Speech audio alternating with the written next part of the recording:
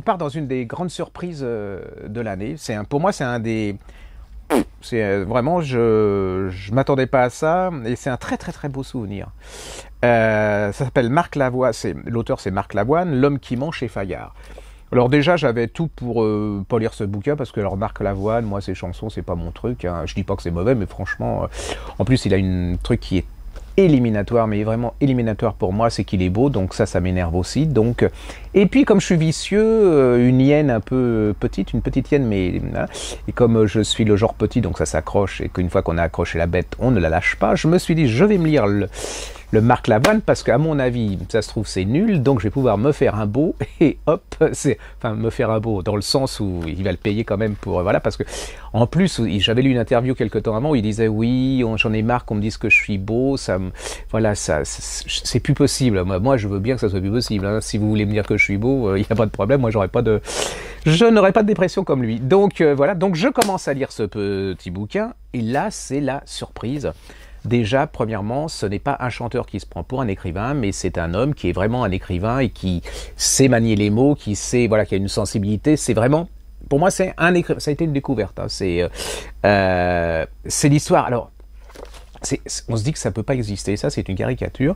Son père, famille ouvrière, hein, des années 60-70, petit pavillon. Vous savez, comme on avait dans le temps, comme on retrouve d'ailleurs dans les banlieues en Molière, sauf que là, il était plutôt moderne, avec le bout de la rue. La rue, elle s'appelle rue des Acacias. Vous voyez, c'est vraiment, c'est presque un feuilleton, hein, c'est une caricature. Au bout de la rue, les immeubles sont encore pas construits à la campagne. Vous savez, ce qui, quelques années plus tard, dans les années 80, il y aura les bars. Enfin, bon, ça sera avec des petits pavillons avec les bars au bout, un peu comme à Fontenay-sous-Bois, parce que les gens qui connaissent un peu la région, c'est un peu ça, quoi. Verger avant, et puis après, c'est fini. Un père communiste.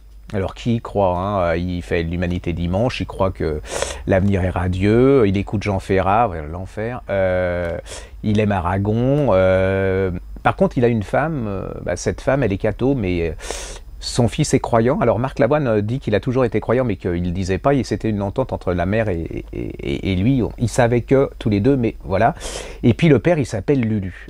Et Lulu, il a une grosse faille. J'adore parce que maintenant tous les gens ont une faille. C'est vrai qu'on a tous une faille, mais c'est le mot faille qui m'amuse. Donc il a une faille, cet homme, même deux failles pour un communiste. C'est-à-dire que son rêve, c'est d'avoir été médecin, d'être médecin et d'avoir de l'argent.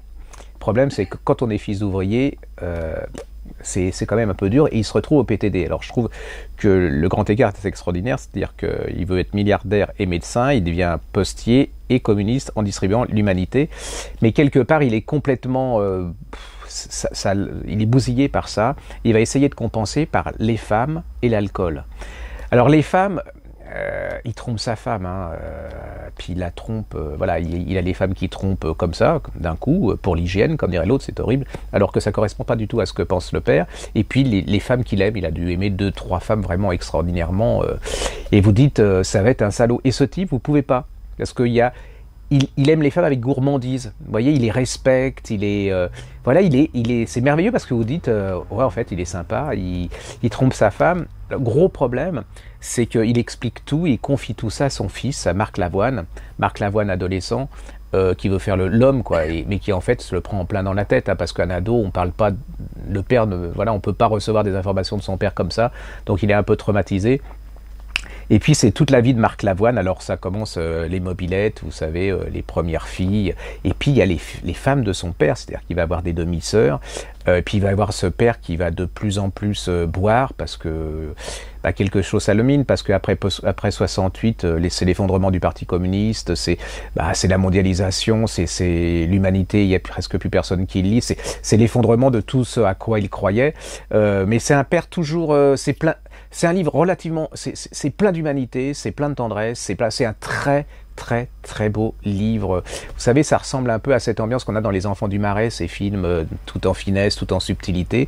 Il n'y a pas de salaud, il n'y a pas de... On comprend, voilà, on les comprend tous, on comprend pourquoi ils sont comme ça, on comprend pourquoi cette femme, quand même, il y a un moment où elle va dire stop, elle va dire stop à cet homme, mais elle va toujours l'aimer quelque part. Et puis il y a ce fils qui adore son père, mais qui est très en colère après lui par moment, mais qui lui restera toujours fidèle. Et puis il y a ce père qui aime toujours les femmes, qui aime...